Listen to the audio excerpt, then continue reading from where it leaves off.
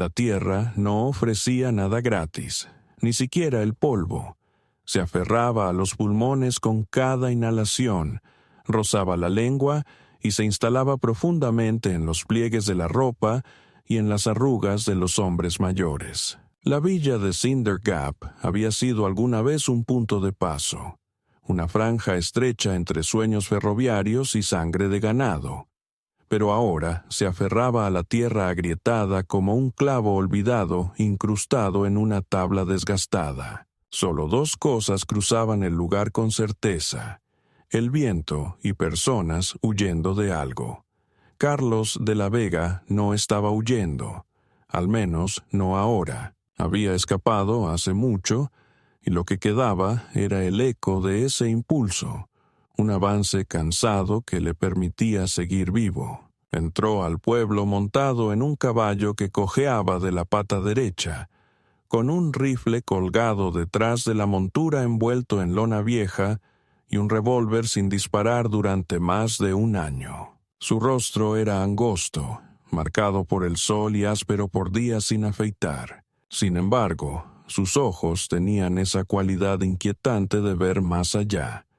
No como un alguacil ni como un asesino, aunque había sido ambos, sino como un hombre que había dejado de esperar sorpresas en el mundo. Llegó poco después del mediodía, cuando el sol ya estaba demasiado alto para discutir, y el silencio del pueblo ya no podía confundirse con reposo. Pasó junto a una fuente seca y una capilla con las ventanas sin cristales, medio cerrada. Un chico se encontraba en la sombra de una tienda general, sujetando un palo como si fuera un fusil y apuntando a enemigos invisibles. Pero al ver a Carlos de la Vega, bajó el palo y lo observó marcharse sin decir una palabra. Carlos no asentó con la cabeza ni levantó la mano. No interactuó, no porque creyera que era prudente mostrarse distante, sino porque la calidez, en estos tiempos, costaba más de lo que él podía permitirse. Al final del callejón principal, cerca de la oficina de correos tapiada, un cartel torcido se movía sobre un salón con un amplio porche. Decía «La Misericordia de Hale», aunque la pintura apenas se distinguía. En su interior, el aire era más denso que afuera, cargado de humo de tabaco, sudor sin lavar y murmullos bajos de hombres demasiado cansados para presumir y demasiado amargos para bromear. Carlos entró, dejando que la puerta de madera cerrara con un fuerte golpe detrás de él, y permaneció un instante con su sombrero en las manos. Nadie giró la vista para mirarlo de verdad. Algunos hombres notaron su presencia con un ligero gesto en la ceja o un cambio en el apoyapié, pero nadie pronunció palabra. Se dirigió hacia la barra y dejó caer una moneda. «Agua», pidió. La camarera, una anciana con la espalda encorvada y un ojo blanquecino, lo miró como si estuviera evaluando si valía la pena explicarle algo. Sirvió desde una jarra de cerámica hacia una taza de hojalata y la empujó hacia él. «No está fría», murmuró. Carlos de la Vega la bebió de todos modos. Tenía un sabor a cobre y piedra caliza, pero era agua, y eso ya era más que muchas cosas por aquí. Detrás de él se escucharon voces elevándose por un momento, una discusión sobre quién debía qué en una partida de póker que terminó mal, pero no volteó. Observó el espejo agrietado en la parte superior, detrás de la barra, y esperó sin un motivo preciso, hasta que percibió el intercambio. Sucedió justo afuera, detrás del vidrio distorsionado de la ventana frontal del salón. Un hombre mayor, con un andar tambaleante por el alcohol y una barba que crecía sin cuidado ni limpieza, salió del corral arrastrando algo tras de sí. Al principio, Carlos pensó que era un perro o tal vez un mulo joven, algo que resistía, moviéndose sin voluntad. Pero luego vio el vestido. Una chica, tal vez de unos 20 años, descalza y embarrada, estaba atada al hombre con un trozo de cuerda alrededor de la muñeca. Su rostro no mostraba lágrimas. Tenía una expresión vacía que hizo que el estómago de Carlos se encogiera de una manera incómoda. El hombre gritó hacia el porche del salón. «¿Dónde está Rojo? Me dijo que haría un intercambio justo, pistola por chica». Una risa baja y áspera emergió de una de las mesas laterales. Un hombre alto, con la barriga apoyada contra la cartuchera, se levantó sosteniendo un viejo rifle en una mano y un vaso en la otra. Preguntó, «¿Es esa la que buscas?» Y añadió que ella era más flaca que su mula. El anciano respondió que ella no comía mucho y no hablaba, lo que la hacía menos problemática. Luego preguntó si quería el resto de ella o no. El hombre alto sonrió con malicia y giró el rifle una vez antes de ofrecerlo como si fuera un apretón de manos. La joven no parpadeó ni se movió en absoluto. Carlos de la Vega, desde el interior, vio su rostro iluminado brevemente por el sol. Vacío, pero intacto. Era la expresión de alguien cuyo pensamiento había abandonado el cuerpo en busca de un lugar más seguro. Entonces Carlos vio el rifle. La marca bajo el cañón era inconfundible, un grabado pequeño y hecho a mano que decía «La misericordia no cabalga sola». Él mismo lo había tallado hacía casi 12 años, durante un asedio en Tennessee, cuando la muerte era una compañía constante y escribir en acero parecía ser un hechizo contra la desaparición. Ese rifle le había sido robado por un capitán que traicionó a su unidad por un carro de papel moneda confederado. Y ahora estaba siendo intercambiado como si fuera carne, por otro ser humano. Carlos dejó el vaso sobre la mesa. No se apresuró ni salió de repente con las armas listas. Caminó despacio y con paso firme hacia la puerta, y salió a la luz implacable. La multitud se había dispersado, pero algunos hombres quedaban cerca, vecinos que tenían principios débiles, cuya presencia no significaba ni aprobación ni rechazo. Carlos de la Vega se acercó, y el hombre que sostenía el rifle volvió la mirada perezosamente hacia él. «¿Ella es tuya?», preguntó Carlos en voz baja. El hombre sonrió. «Ahora lo es». Carlos observó a la chica. Sus miradas se cruzaron solo por un instante. No había nada en sus ojos, ni enojo, ni esperanza, ni siquiera reconocimiento. Eso fue lo que lo detuvo. Los ojos de alguien que había dejado de esperar. «Tomaste ese rifle de un hombre muerto», dijo Carlos. La sonrisa desapareció. «¿Lo conocías?». La respuesta de Carlos fue un gesto único. Alzó la mano y tomó el rifle lentamente, con intención. Nadie intentó impedírselo. El hombre vaciló, con la mano acercándose al cinturón, pero Carlos ya había dado un paso atrás. «No estaba muerto cuando lo tomaste», dijo Carlos, «pero ahora sí». Silencio. Los ojos de la chica siguieron el rifle. Carlos se volvió y se alejó. No tomó su mano. No cortó la cuerda. No pronunció palabra alguna.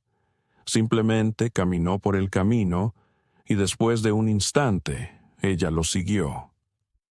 No porque creyera en él, ni tuviera una razón, sino porque aquello que estaba detrás suyo ya había destruido demasiado para considerarse vida. Cruzaron delante de la tienda, luego frente a la capilla, pasando por la casa con ventanas rotas y el chico con el palo, que ahora estaba sentado con los ojos abiertos y la boca entreabierta.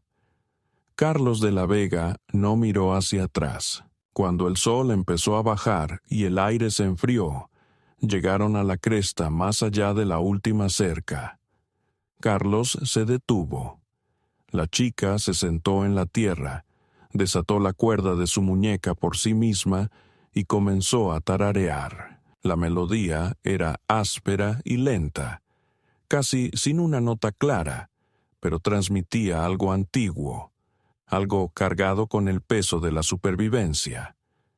Carlos no le preguntó su nombre. Ella no lo ofreció. Por ahora, ambos entendían mejor el silencio que las palabras. El pueblo no los había seguido, pero eso no significaba que los hubiera dejado ir.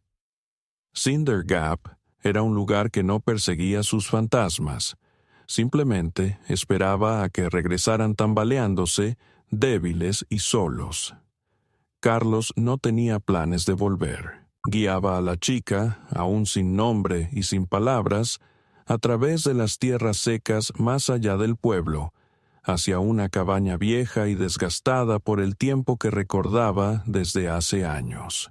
Había pertenecido a un hombre que murió con una pala en las manos y el corazón lleno de amargura, y nadie la había reclamado desde entonces. Ahora estaba allí, como un diente en una boca que se apaga, torcida y medio cubierta por la hierba de la pradera, pero el techo resistía y el suelo no estaba podrido.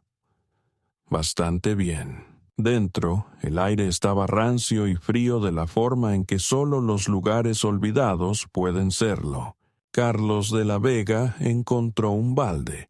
Lo llenó con agua del tonel de lluvia que aún recogía el agua bajo el alero y lo puso sobre la estufa para calentarla. No preguntó si ella quería té porque no sabía si respondería y no tenía la costumbre de perder palabras. En lugar de eso, abrió la puerta y dejó entrar la escasa brisa que el día moribundo podía ofrecer. La chica estaba sentada en el suelo, no cerca del fuego sino al lado de la pared, con las rodillas dobladas y los brazos rodeando las piernas como si esperara dormir en esa posición. Su cabello era un enredo enmarañado que caía sobre un ojo, y su rostro mostraba una quietud que no correspondía a alguien tan joven. No se inmutó cuando él se movió, no hizo preguntas. Lo observaba como se podría observar el clima, esperando ver si sería cruel o benévolo. Cuando el agua empezó a hervir, él vertió un poco en una taza de hojalata y la dejó en el suelo a medio camino entre ellos. Ella esperó un largo rato antes de moverse para tomarla. Al hacerlo, sus dedos temblaron lo suficiente como para llamar su atención. No era por frío ni por miedo, tal vez por abstinencia, hambre, shock, no importaba. Bebió lento y constante, como si le hubieran enseñado a no hacer ruido incluso mientras sufría. Él observó cómo se movía su garganta al tragar. Vio sus ojos evitar los suyos. Esa no era la mirada de alguien agradecido, ni tampoco de alguien resignado. Era algo intermedio, un ser vivo que todavía no había decidido si era seguro respirar. Desenrolló una manta y la colocó sobre la angosta camilla en la esquina. Luego salió y no regresó hasta que las estrellas habían salido y el fuego en la estufa se había consumido hasta un rojo brillante. Cuando volvió a entrar, ella dormía, no en la camilla, sino encogida junto a la puerta con el rifle entre ella y el mundo.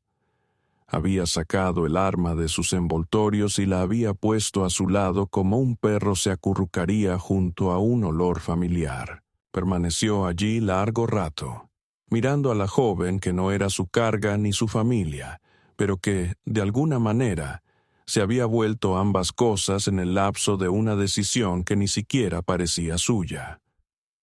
A la mañana siguiente, ella ya no estaba. Al principio, pensó que se había escapado, regresado al pueblo, al hombre que la había vendido, o hacia la pradera abierta donde la gente desaparecía sin dejar ni huesos. Revisó la leña y notó que faltaban 2 piezas. El balde estaba vacío pero usado recientemente. Entonces la encontró. Ella estaba agachada junto a una elevación del terreno, a unos 800 metros de la cabaña, cavando con una piedra plana en la tierra roja y suelta. No escuchó que se acercaba o no reaccionó. Cuando llegó junto a ella, vio lo que sacaba: un fardo de lona, viejo y podrido, atado con una cuerda azul. Lo había encontrado por casualidad. Contenía un vestido de niña, una fotografía deslavada hasta el gris y un pequeño revólver envuelto en aceite. No lo miró. Solo se recostó, secándose el sudor de la frente, y pronunció la primera palabra desde que él la conocía: Cassidy. Él no respondió y ella no pareció esperar que lo hiciera. Se levantó y caminó de regreso hacia la choza, el revólver colgando de sus dedos, no como una amenaza, sino como si fuera un peso que necesitaba sentir. Carlos de la Vega la siguió. Ella dejó la pistola sobre la mesa y abrió la fotografía. Una niña, tal vez de 5 años, con dientes separados y rizos salvajes, estaba frente a una cerca de madera. Su nombre, Cassidy, estaba garabateado en el margen. ¿Tu hermana?, preguntó Carlos. Ella negó con la cabeza. Mía, respondió. Él frunció el ceño. ¿Tu hija?, preguntó. Ella asintió. Solo una vez. ¿Se fue?, preguntó él. Otra vez asintió. Carlos esperó. A veces el silencio necesitaba espacio para tomar aire antes de revelar la verdad. Desapareció hace 2 años, dijo la chica con voz baja, los labios apenas moviéndose. Yo tenía 16. Ella tenía 5. Mi padre la vendió primero. Dijo que comería menos que yo. Dijo que sonreía demasiado. Llegó un hombre con un carreta. Ella no lloró, solo me saludó con la mano. Luego se fueron. Carlos sintió un tic en la mano. Había visto horrores en el campo de batalla. Había presenciado qué hacía el hambre a los pueblos, qué hacía la codicia a los hombres buenos. Pero esto era peor. Era un mal común, disfrazado de supervivencia y llamado necesidad. Se sentó pesadamente en el taburete junto a la estufa. «¿Cuál es tu nombre?», preguntó. «Hale», dijo ella. Parpadeó. «¿Como el salón?», preguntó. «Mi familia lo construyó. Antes de que todo se fuera al infierno», respondió. «¿Por qué tu padre te cambió?», preguntó él. Entonces ella lo miró, con toda sinceridad. No con ira, no con vergüenza, sino con una brutal honestidad que lo estremeció. Se quedó sin hijas, dijo. No había nada que decir ante eso. Se levantó y caminó hacia la puerta. Sus botas crujían sobre la grava suelta. El cielo se cubría de nubes. Una tormenta avanzaba desde el oeste. Pensó en Cassidy, en ese pequeño vestido, en el revólver, en un padre que podía abandonar a sus hijos y seguir dormido sin remordimientos, en un pueblo que observaba pero jamás decía nada. Detrás de él, Hale volvió a hablar. «Tú conocías al hombre que tenía ese rifle». No era una pregunta. Carlos de la Vega no se volvió. «Sí, lo conocía». «¿Era como tú?» «No», respondió Carlos de la Vega. «Él tenía esperanza». «¿Y tú?» «Antes la tenía». El silencio que siguió no fue vacío. Era un acuerdo silencioso que no se basaba en la confianza compartida, sino en un reconocimiento mutuo. El dolor tiene la forma de unir a las personas, aunque no quieran. Aquella noche ella no durmió junto a la puerta. Eligió la cama plegable. Él no dijo palabra cuando ella dejó el revólver al lado de su cabeza como un amuleto contra las pesadillas, y ella no preguntó por qué él permaneció despierto hasta el amanecer, observando cómo la tormenta rompía en las colinas lejanas como una deuda vieja y largamente esperada. La tormenta pasó sin hacer mucho ruido, dejando la tierra empapada pero sin cambios visibles, como si solo hubiera venido a recordarle al suelo que todavía podía moverse. El techo resistió apenas. Algunas tejas se desprendieron y la choza crujió en sus uniones como un anciano que se levanta demasiado rápido, pero no se derrumbó. Carlos de la Vega permaneció despierto toda la noche, observando los relámpagos que se deslizaban por la Sierra del Oeste con su rifle en mano, aunque nada se acercó lo suficiente para justificar levantarlo. Cuando la mañana llegó gris y demasiado silenciosa, bajó el arma, dejó que sus extremidades recuperaran la movilidad y salió al exterior. El viento tenía un aroma distinto, quizás más puro, o tal vez simplemente no lo había notado en mucho tiempo. No era un hombre que buscara significado en el clima, pero sí entendía señales, incluso cuando no quería aceptarlo. Algo había cambiado. Hale estaba sentada al borde del acantilado detrás de la choza, con las rodillas recogidas y la espalda contra la pendiente. Sostenía un trozo de carne seca en una mano y un revólver en la otra, agarrándolo por el cañón como si fuera una reliquia medio olvidada de otra vida. No levantó la vista cuando él se acercó, ni se inmutó cuando sus botas hicieron caer piedras sueltas cuesta abajo. Carlos de la Vega se sentó a su lado sin preguntar, y juntos vieron cómo las nubes se desplazaban hacia el este como moretones que lentamente se desvanecen. Después de un rato, ella habló. «¿Por qué regresaste por mí?» No respondió de inmediato. El silencio no resultaba incómodo. Más bien era de esos que crean algo intangible entre las personas, como postes que delimitan un terreno compartido. Al principio no lo hice. Finalmente confesó. Ella asintió despacio mientras mordía un trozo de carne. Lo imaginé. Parecía su nombre cargado de fantasmas. Él no lo negó. Sacó de su abrigo una pequeña bolsa de cuero. Dentro había unas balas, viejas pero limpias, cuidadosamente engrasadas. Las puso en el suelo entre ambos. «Para el revólver», explicó. «Si vas a dormir con él bajo la cabeza, debe estar cargado». Ella miró las balas largo rato. Luego, sin decir nada, tomó una y la giró entre sus dedos. «No te temo», afirmó. «Deberías hacerlo». «No», replicó, «estás cansado, no eres peligroso». Él exhaló un aire que no sabía que retenía.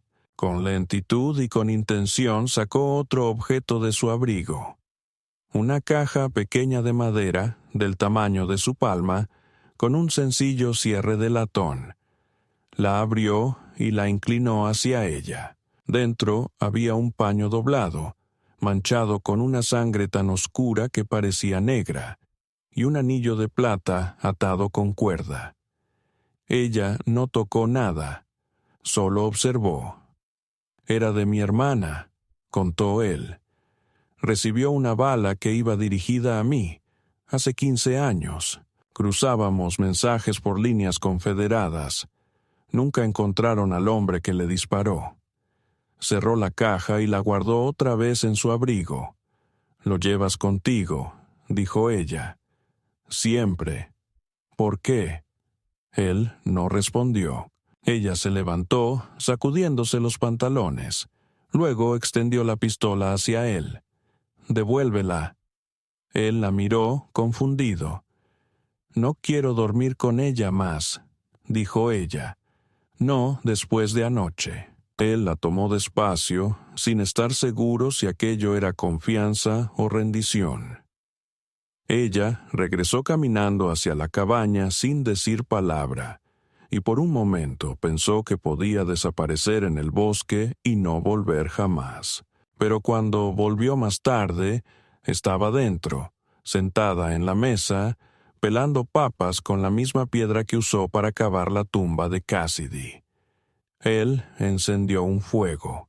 Ella preparó la comida. Comieron en silencio.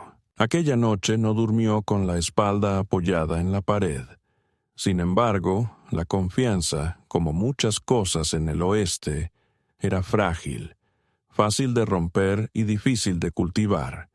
2 días después, se quebró. Caminaban a pie hacia un arroyo cercano que Carlos de la Vega recordaba de años atrás, con la intención de llenar de nuevo el barril antes de la próxima sequía. Iban por la línea de árboles, con la cabeza baja, rifles colgados, sin hablar salvo cuando era necesario.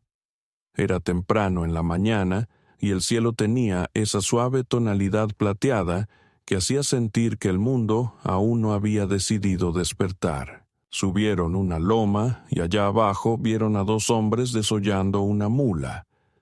Los hombres no eran vecinos del pueblo. Carlos de la Vega reconoció a uno de ellos, Jesper Trigg, un cazador de recompensas orgulloso de hacer sangrar a su presa antes de entregarla. El otro hombre tenía el labio leporino y las manos demasiado limpias para un trabajo honesto. Llevaba una escopeta. Hale se paralizó. Jesper los vio al mismo tiempo. Se puso de pie lentamente, entrecerrando los ojos hacia la luz, y entonces sus ojos se abrieron con sorpresa. «Maldita sea», dijo. «Carlos de la Vega, pensé que estabas muerto».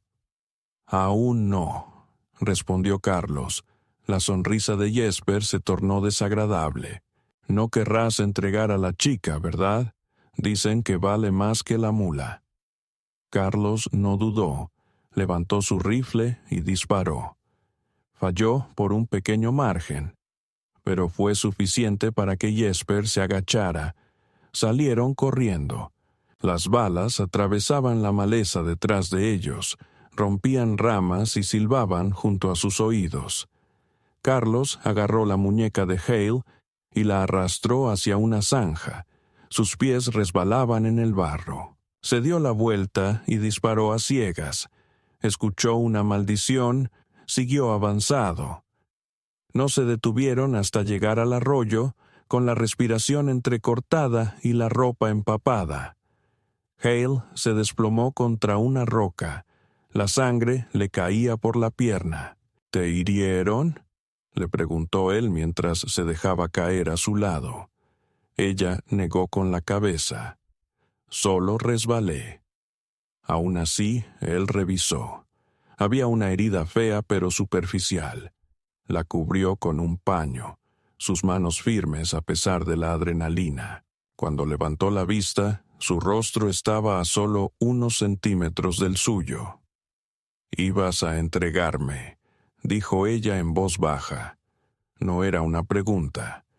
«No lo hice», replicó él. «Pero lo pensaste», añadió ella. No dijo nada. Ella asintió.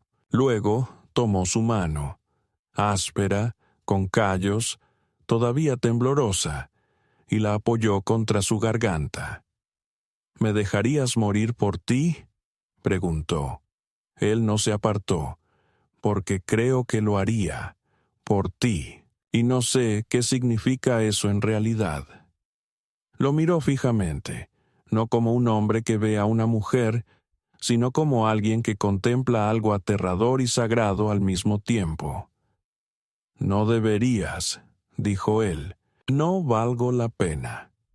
Ella presionó su mano con más fuerza sobre su piel.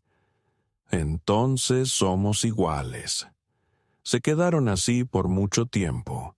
El arroyo burbujeaba cerca. Ningún pájaro cantaba. Él no la besó. Ella no lloró. Pero esa fue la primera noche que durmieron juntos, no por agotamiento, ni por miedo, sino porque ninguno de los dos quería despertar solo. Los días que siguieron transcurrieron como el viento, silenciosos, meditados y cargados de una tensión que no necesitaba hacerse evidente. Carlos de la Vega y Hale no mencionaron a Jesper Trigg ni ese precio invisible que ahora parecía grabado en su piel. Tampoco hablaron de las decisiones que casi tomaron, ni de cómo ambos se habían asomado al borde de un precipicio para mirarse sin saltar, o quizá, tras saltar, descubrieron que habían caído uno al lado del otro. La cabaña resistió otra semana, pero Carlos empezó a sentir la fuerza de lo inevitable presionando contra sus tablones podridos. Nunca pensó quedarse mucho tiempo y ahora, con sangre derramada y rostros reconocidos, la tierra comenzó a rechazarlos. Los cuervos volaban más bajo. El viento nocturno traía más polvo del habitual. El crujido del umbral en mitad de la noche le hizo alcanzar el arma más de una vez. Una de esas noches, después de que Hale se quedara dormida con un libro gastado en el regazo, un viejo manual de campo que Carlos recuperó de un depósito incendiado, salió buscando aire que no oliera a recuerdos. Las estrellas brillaban, esparcidas por el cielo como vidrios rotos y, en algún punto donde la oscuridad comenzaba, creyó escuchar música. No música real, no había instrumentos a kilómetros, aunque sí algo parecido a un eco de melodía atrapado en los huesos mismos de la tierra. Permaneció inmóvil, con el rifle en el brazo, escuchando no solo con los oídos, sino con algo más profundo. Entonces lo vio. Una luz titilante de fuego en el arroyo, a no más de 1 milla de distancia. Carlos de la Vega se agachó, observando la línea de la cresta. Una figura, quizás 2, se movían cerca de un carro cubierto. No había tiendas ni caballos a la vista. Podrían ser viajeros o una trampa. Regresó al interior, pero Rojo ya estaba de pie, con un arma en mano, su cuerpo iluminado por el suave resplandor naranja del hogar. Ella no preguntó qué había visto, solo asintió una vez. «Cele la yegua», dijo. Él la detuvo. «No vas a venir». Ella le lanzó una mirada más cortante que una cuchilla. «Es una niña, o no te habrías detenido». Detestaba que tuviera razón. Salieron de la choza, pasado apenas la medianoche, desplazándose por la maleza sin hacer ruido. Al llegar al arroyo, el fuego seguía encendido. Una niña, de unos 10 años, descalza y con sangre en una mano, estaba sentada cerca, susurrando para sí misma. Carlos hizo un gesto a Rojo para que permaneciera atrás, y él salió al descubierto con las manos levantadas. «No vengo a hacerte daño», dijo. La niña no se inmutó, solo lo miraba con ojos demasiado grandes para su rostro. «¿Nombre?», preguntó. Ella negó con la cabeza. Rojo apareció desde las sombras. La niña la miró y algo en su postura cambió. Rojo se arrodilló a su lado, apartó el cabello de su cara y le susurró algo que Carlos no pudo oír. Entonces comenzó el fuego cruzado. Desde la cresta de arriba se escucharon 2 disparos, luego 3 más. Carlos de la Vega tomó a la niña, la arrastró detrás de un tronco caído y la cubrió con su cuerpo. Hale respondió al fuego con ráfagas precisas y concentradas que derribaron una silueta y ahuyentaron a las demás hacia la oscuridad. El silencio reinó de nuevo, interrumpido solo por la respiración de la niña y un leve gemido que oscilaba entre el sollozo y el grito. Carlos la examinó detenidamente. No presentaba heridas nuevas. solo la antigua cortadura en la palma y ese temblor interior que parece quedarse para siempre bajo la piel. La llevaron con ellos. Limpiaron sus cortes y le dieron caldo. Ella nunca dijo una palabra. Sin embargo, esa noche, cuando Hale le cubrió con una manta, la niña levantó la mano y tocó su rostro. Solo una vez, justo lo necesario. Fue entonces Hale quien habló, con voz baja y áspera. Antes soñaba con encontrar a Cassidy en la oscuridad, confesó. En lugares así, sola, fría, esperando. Carlos no replicó, no pudo, porque lo que había visto en el rostro de la niña no era solo miedo, sino un reconocimiento. Ella miró a Hale como Hale alguna vez lo había hecho con él. Por primera vez entendió el peso insoportable de ser la última esperanza de alguien. A la mañana siguiente, Carlos encontró a Hale fuera, descalza en la escarcha matutina, con las manos cubiertas de tierra. Ella había cavado una pequeña zanja al costado de la choza y plantado algo. No sabía qué, tal vez semillas, o huesos, o recuerdos. Permaneció observando cómo sus hombros se movían al ritmo de un duelo que se transformaba en un ritual. «Ella no es Cassidy», dijo Carlos. «Lo sé», respondió Hale, «pero ella pertenece a alguien». Esa tarde, la niña dibujaba figuras en la tierra. Un carro, un río, un hombre con sombrero. Carlos de la Vega observó mientras Hale traducía. Sus dedos transformaban formas en sentido. Surgió un nombre. Clara, la madre de la niña, secuestrada, no por bandidos, no por bestias, sino por algo peor, hombres que se llamaban guardianes, que reclamaban niños abandonados y los vendían a granjas. Las manos de Hale quedaron quietas. Carlos se volvió apretando la mandíbula. Volverían, siempre lo hacían, pero algo había cambiado, no solo en la niña ni en Hale, también en Carlos. Ya no veía la tierra como un lugar del que escapar, la sentía como un territorio que debía proteger, y al mirar a Hale, veía no solo a la chica con ojos vacíos que había seguido fuera del pueblo, sino a una mujer que llenaba esa mirada con fuego, dispuesta a quemar el mundo antes que permitir que robaran otro niño. Aquella noche trasladaron la cama de la niña a su habitación, no por sentimentalismo, sino porque ambos sabían que, si regresaban, dispararían primero. Hale se sentó junto al fuego afilando su cuchilla. Carlos limpiaba el rifle. La niña dormía en el catre, con las manitas recogidas bajo la mejilla. Aún no comenzaba la tormenta, pero el viento había cambiado. Siempre lo hacía justo antes de que todo se desmoronara. Carlos miró a Hale y dijo, «Voy a cubrir el lado este. Tú vigila la parte trasera». Ella asintió. Pero antes de que él se diera la vuelta, ella sostuvo su manga. «Dijiste una vez que no debía morir por ti», susurró ella.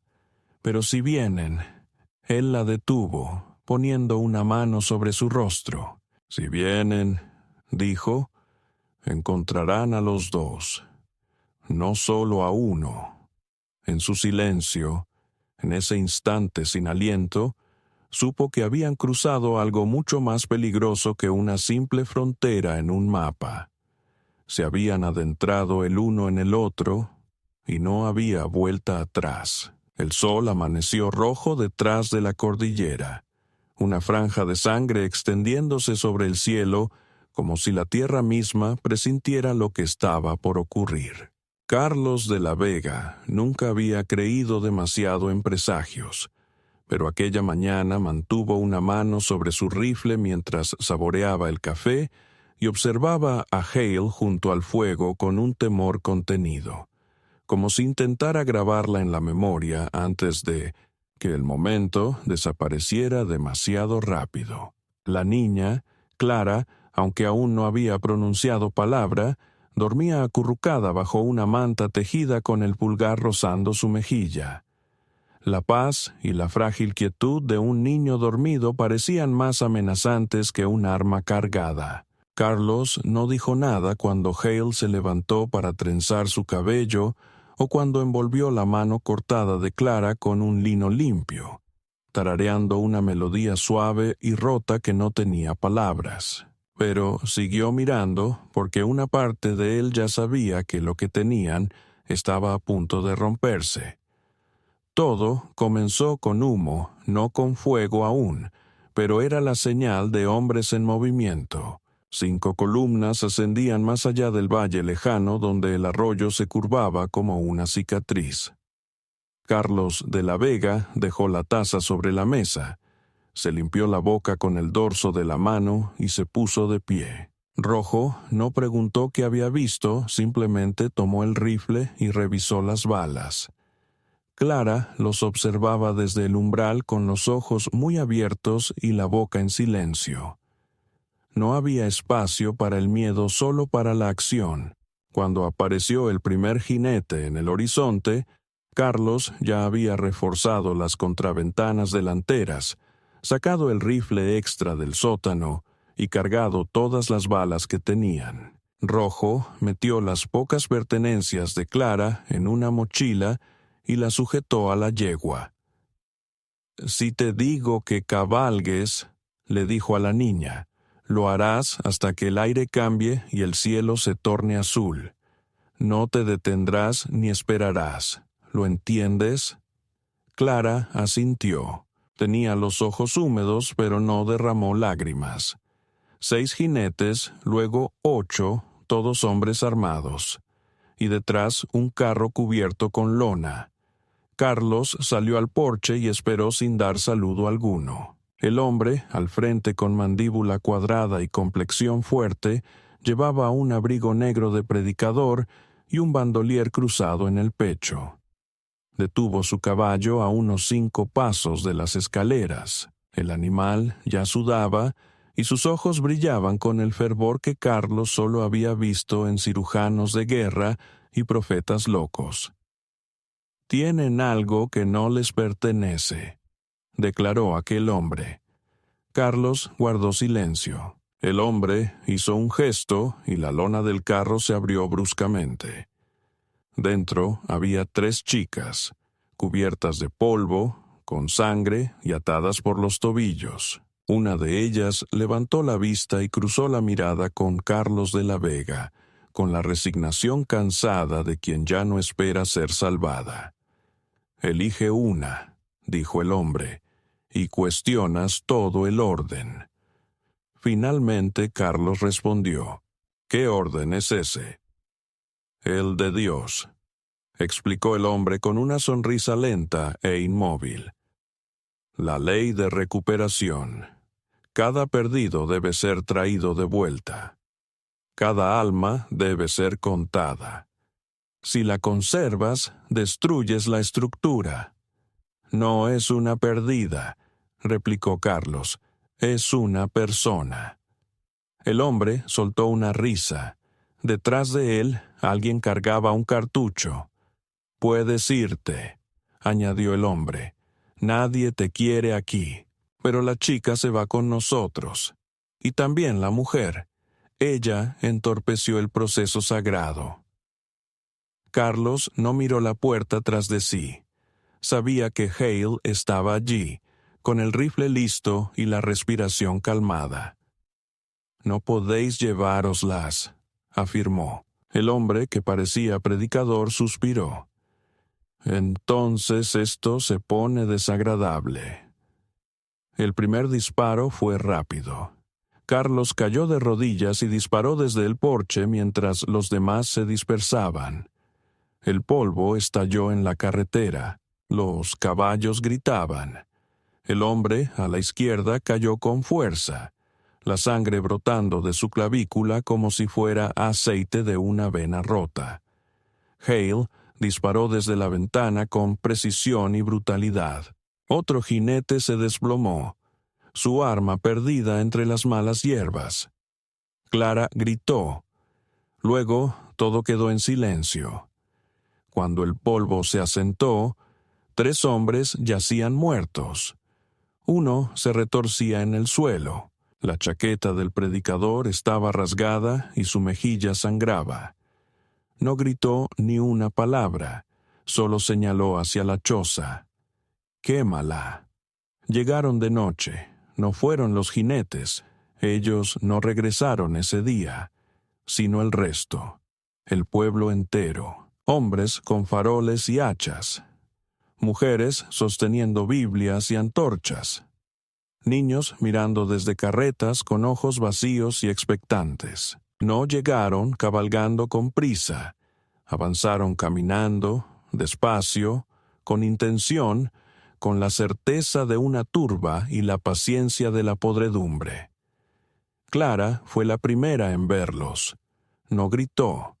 Simplemente tiró de la chaqueta de Hale y señaló hacia la cresta. Una línea de fuego descendía, lenta como una marea.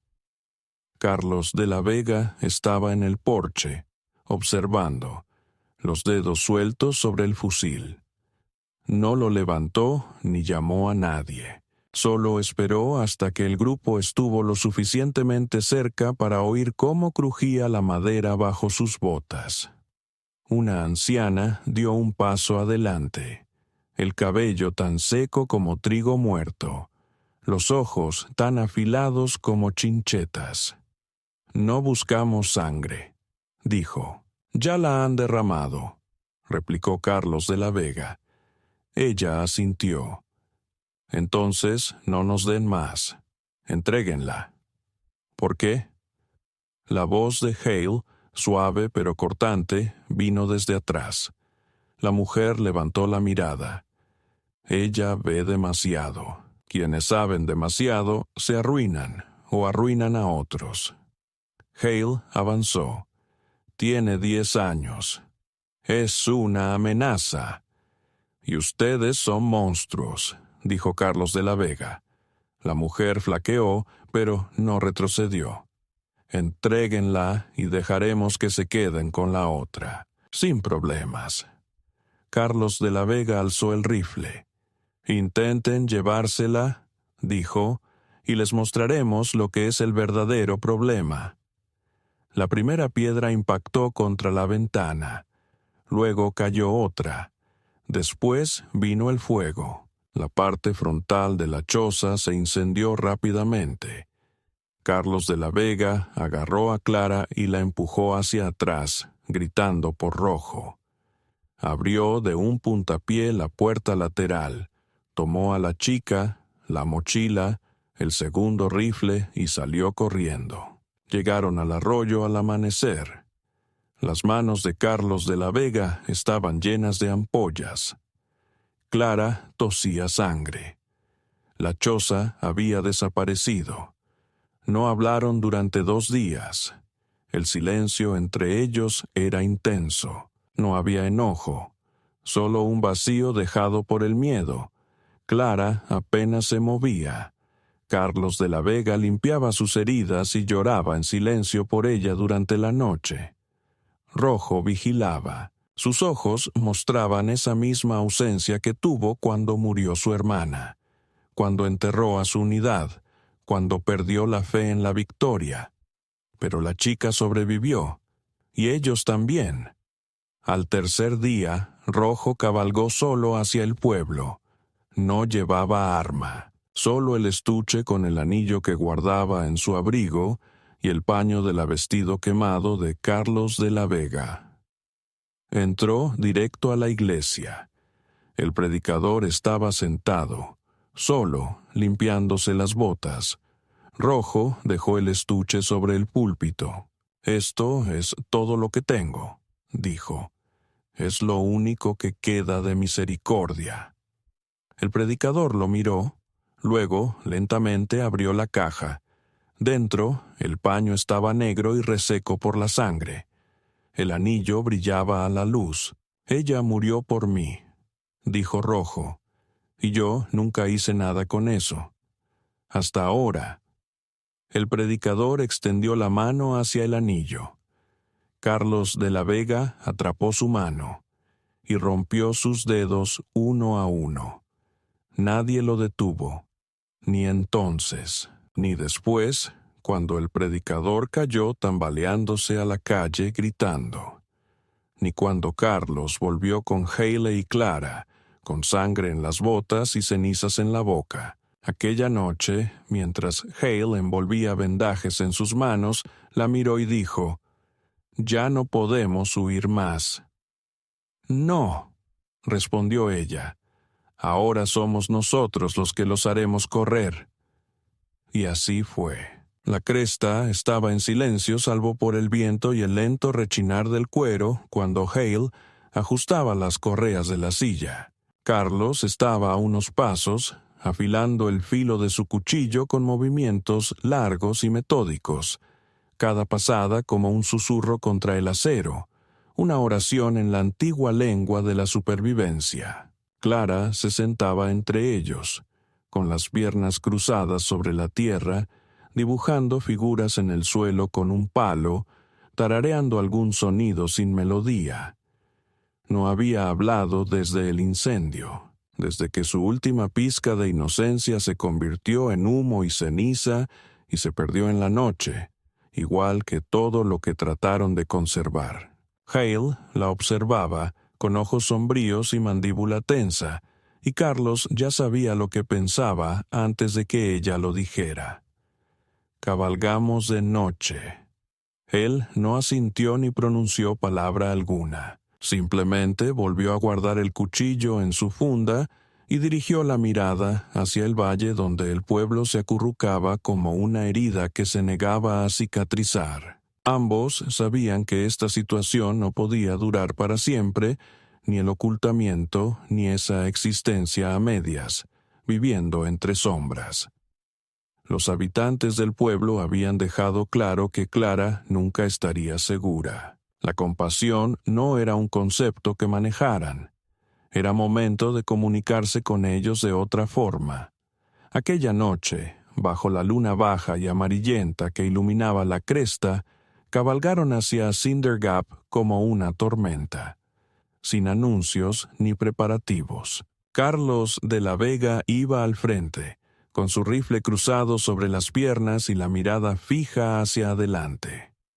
Detrás, Hal, envuelta en un abrigo que le quedaba demasiado grande, con la pistola colgando baja y el cabello recogido con fuerza. Clara permanecía oculta en las colinas, refugio en una cueva provista de alimentos, agua y un silbato que Hale le entregó con una promesa. «Solo úsalo si escuchas mi voz. Antes no. ¿Entiendes?» Clara asintió, con su rostro pequeño tan pálido como porcelana, sin soltar la mano de Hale hasta el último instante posible. Se acercaron desde el este, siguiendo la curva del camino entre los restos de viejos campamentos mineros, pasando junto al aserradero y la tienda de pienso cerrada. Nadie les detuvo ni les gritó nada. El pueblo sabía que llegaban. Lo había estado esperando. Bajaron de sus monturas frente a la iglesia. Las puertas estaban abiertas. Las velas iluminaban el interior como un santuario, proyectando sombras largas sobre las tablas gastadas del suelo. El predicador estaba en el púlpito, con una mano en cabestrillo, el rostro hinchado y el orgullo aún más afectado. Detrás de él, los habitantes del pueblo ocupaban los bancos, con rifles sobre las piernas y botas que taconeaban suavemente contra la madera, como si participaran en un servicio al que nadie deseaba asistir. Carlos de la Vega avanzó unos pasos. «Tú la querías», dijo. «Nunca la conseguirás, pero escucharás lo que vio». Rojo siguió, serena como una tormenta oscura. Colocó un paquete de documentos sobre el altar. Contratos antiguos, confesiones firmadas por hombres desaparecidos, una lista de nombres borrados de la memoria, pero no de la verdad.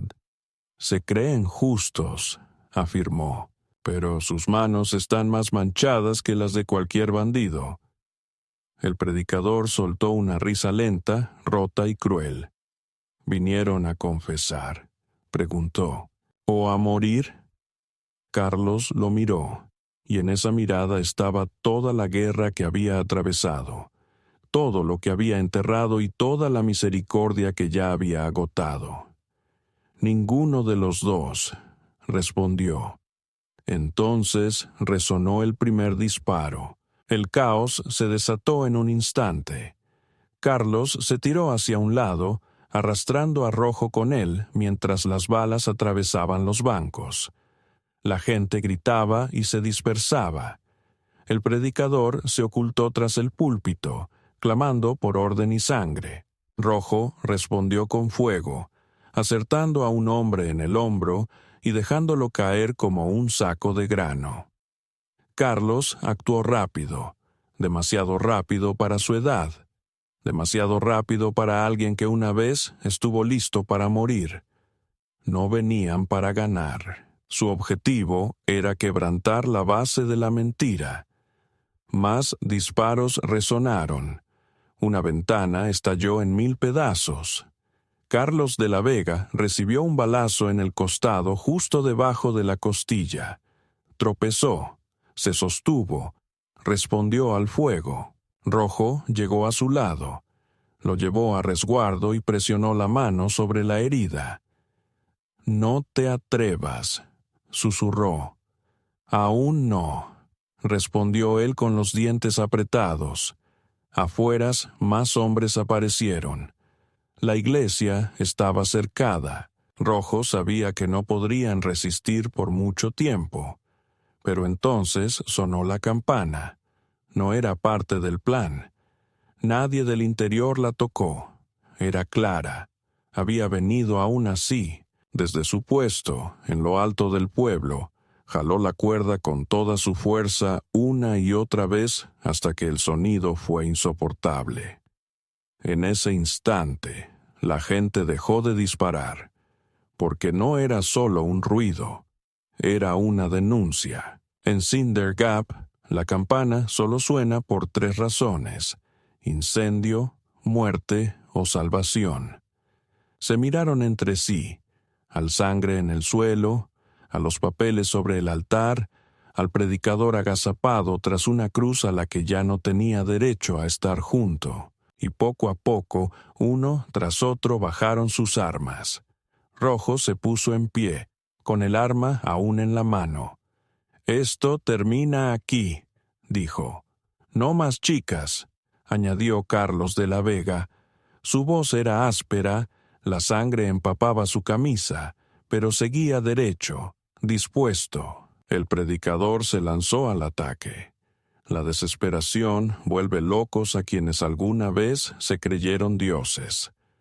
Rojo le disparó en el abdomen. No fue limpio, no fue rápido. Cayó jadeando al pie del altar, aferrándose al paño, derramando sangre sobre su propio suelo sagrado. Nadie acudió en su ayuda. Al amanecer, el pueblo ya había tomado una decisión. El círculo comercial fue desmantelado. Los nombres entregados a las autoridades. Un nuevo alguacil juró su cargo con manos temblorosas. Clara fue acogida entre los brazos de Hale, envuelta en su abrigo, su cuerpo pequeño temblando no por miedo, sino por la intensidad de la elección que había hecho al bajar de aquella cueva. Enterraron al predicador en las afueras, sin lápida, sin oraciones, solo polvo y silencio.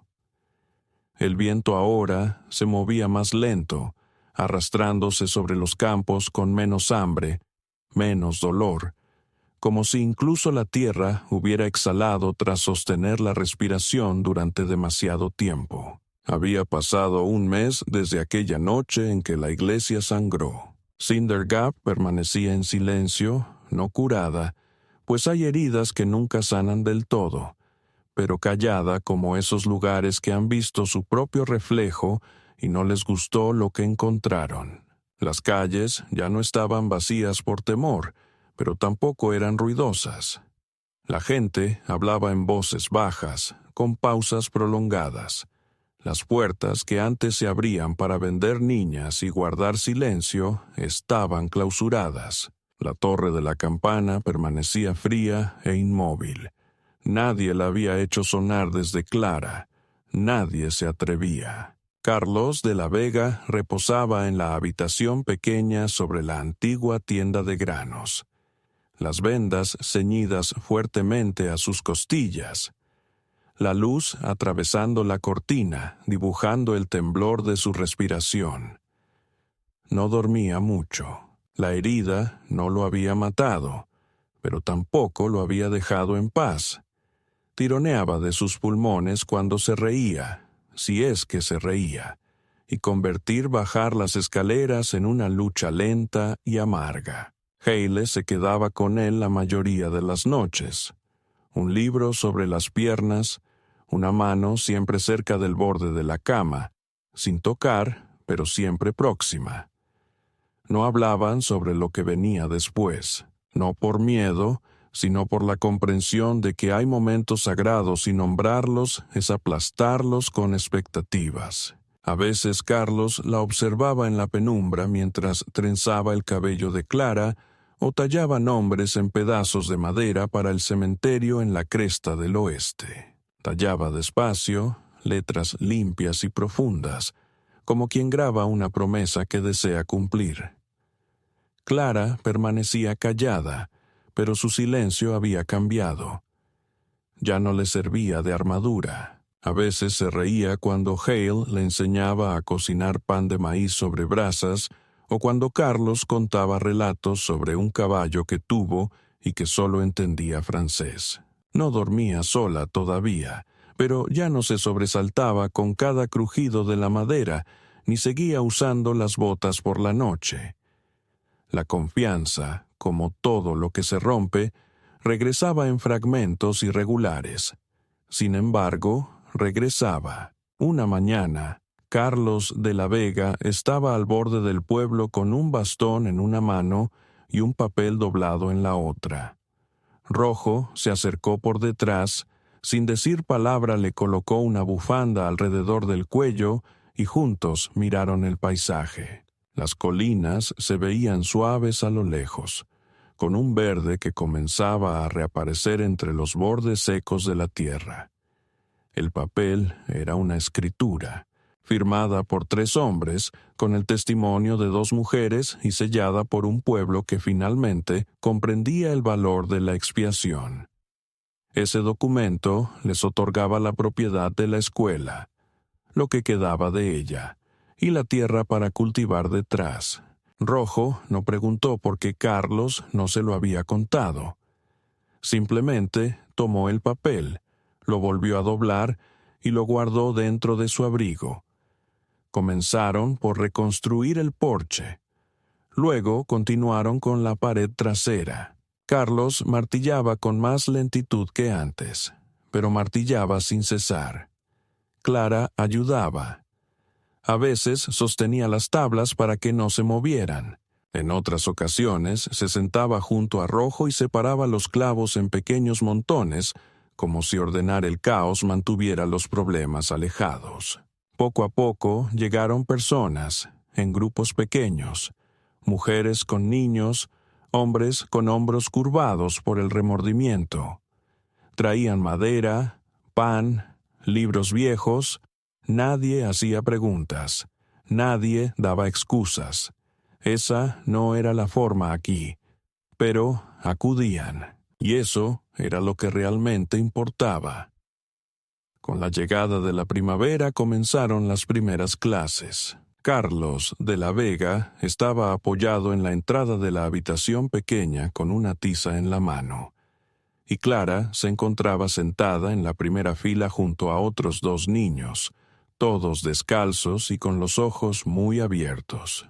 Rojo observaba desde el quicio de la puerta, recargado en su bastón, sin mostrar exactamente una sonrisa ni tampoco un gesto de descontento. La pizarra aún conservaba el olor a humo. Los bancos eran irregulares. Las ventanas no tenían cristal. Sin embargo, aquel lugar estaba lleno de vida. Aquella noche permanecieron juntos en el porche, con el cielo profundo y azul sobre sus cabezas, las estrellas tan numerosas y cercanas. La mano de Carlos rozó la de ella una vez.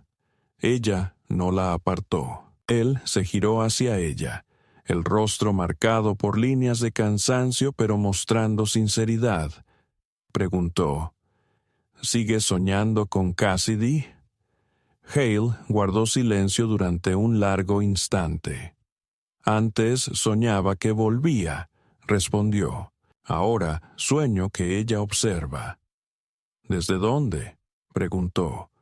Ella alzó la vista. Desde algún lugar mejor. Él asintió. El viento cambió y la noche se cerró a su alrededor. Después de un rato, Clara se acercó a ellos, acurrucándose junto a Hale. Carlos tomó una manta que estaba detrás de él y la colocó sobre los tres sin decir nada. Permanecieron así durante mucho tiempo. No había guerra en sus huesos, tampoco fuego en el horizonte. Solo 3 personas compartiendo el mismo aire, bajo el mismo cielo, en un porche que al fin miraba hacia un futuro.